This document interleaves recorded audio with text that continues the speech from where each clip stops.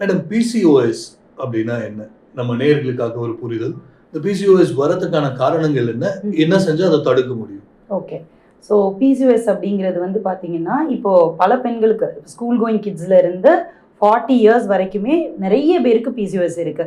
PCOS அப்படிங்கிறது நம்ம சினைப்பை இருக்கு இல்லையா, அதாவது ஓவரீஸ்ல மல்டிபிளா நீர்க்கட்டிகள் வருது. இதை தான் பிசிஓஎஸ்ன்னு சொல்றோம். முன்னாடி இதை வந்து ப்ரீவியஸாக இதை பிசிஓடின்னு சொல்லிட்டு இருந்தாங்க. பிசிஓஎஸ்ங்கிறது பாலிசிஸ்டிக் ஓவேரியன் சிண்ட்ரோம். இதுதான். ஸோ இந்த பிசிஓஎஸ் இருக்கிறவங்களுக்கு ஹார்மோன் இம்பேலன்ஸ்னால பீரியட்ஸ் ரெகுலராக வராது.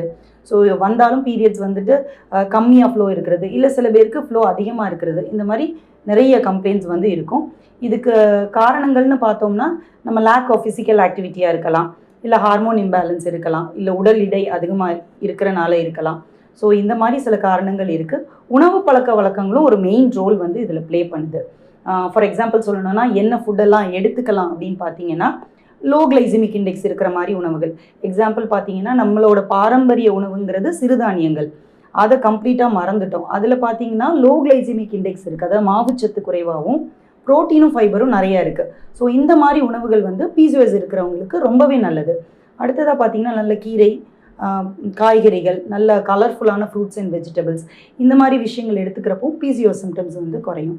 ஒரு சில பேருக்கு இந்த பிசிஓஎஸ் இருக்கிறவங்களுக்கு அந்த ஓவுலேட்டரி ஸ்ட்ரெஸ்ஸுங்கிறது இருக்கும், அதாவது கருமுட்டை வந்து ஒழுங்காக ரிலீஸ் ஆகாது.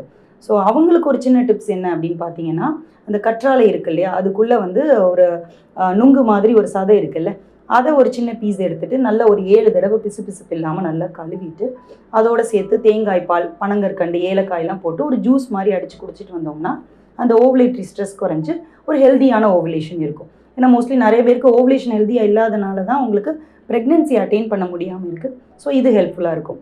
ஸோ இதெல்லாம் சேர்த்துக்க வேண்டிய விஷயங்கள். எதை அவாய்ட் பண்ணிக்கணும் அப்படின்னு பார்த்தோம்னா, அதிகமாக சுகர் கண்டென்ட் இருக்கிற உணவுகள், அந்த மாதிரி விஷயங்களை அவாய்ட் பண்ணிக்கலாம். ப்ராசஸ்ட் ஃபுட், ஜங்க் ஃபுட், இப்போல்லாம் வந்து அடிக்கடி ஹோட்டலில் ஆர்டர் பண்ணி சாப்பிட்றது, இந்த மாதிரி ஹேபிட்ஸ் இருக்குது இல்லையா, இதெல்லாம் அவாய்ட் பண்ணிக்கலாம். அப்புறம் ஹை சேச்சுரேட்டட் ஃபேட் இருக்கிறது, அப்புறம் வந்து ரெட் மீட்னா என்னென்னா இந்த மட்டன், பீஃப், போர்க், இந்த மாதிரி விஷயங்கள், இதை அவாய்ட் பண்ணிக்கலாம்.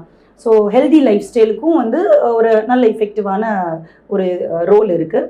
ஹெல்தி லைஃப் ஸ்டைல்னால் என்னென்னா, ரெகுலராக ஒரு ½ அன் ஹவராது ஒரு வாக்கிங், இல்லை ஒரு மாடரேட் எக்ஸசைஸ், ஒரு நாளைக்கு 3 லிட்டர்ஸ் தண்ணி குடிக்கிறது, நைட் ஸ்லீப் வந்து ஒரு 7 ஹவர்ஸ் அன்டிஸ்டர்ப் ஸ்லீப், இதெல்லாம் நம்மளுக்கு பழக்கமாக இருந்தாலும் பிசிஓஎஸ் சிம்டம்ஸ்லேருந்து ஈஸியாக ரிலீஃப் கிடைக்கும்.